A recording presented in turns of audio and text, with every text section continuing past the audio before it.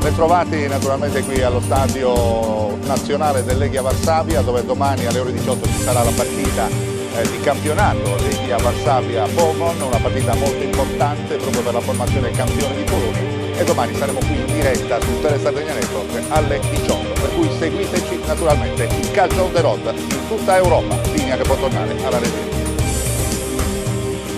A posto.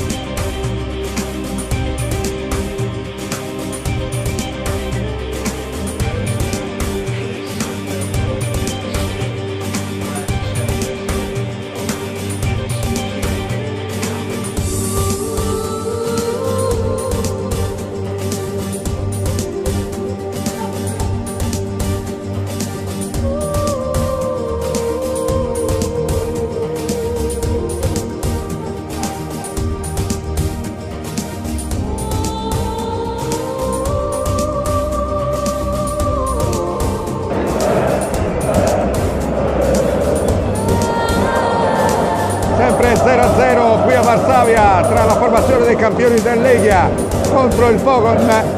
Finora partita che non ha offerto grandi spunti, certamente c'è un divario tecnico differente fra le due squadre.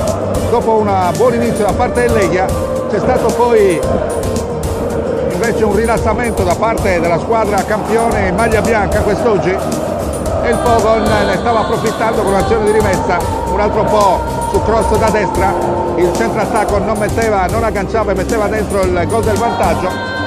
Buona azione in contropiede da parte del Pogon, che ricordiamolo è una squadra che deve cercare di salvarsi, mentre quest'oggi il Legia deve tentare assolutamente di vincere e incamerare i punti che manterrebbero evidentemente il distacco molto basso dalle due formazioni che sono in testa al momento del campionato.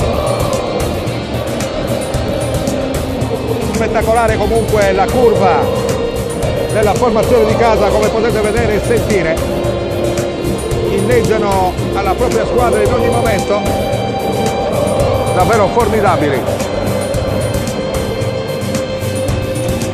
Siamo giunti intorno al 20° minuto del corso di questo primo tempo, risultato sempre fermo sulla parità qui a Varsavia, Legia 0, Pogon 0. Facciamo una sosta, linea che torna alla regia.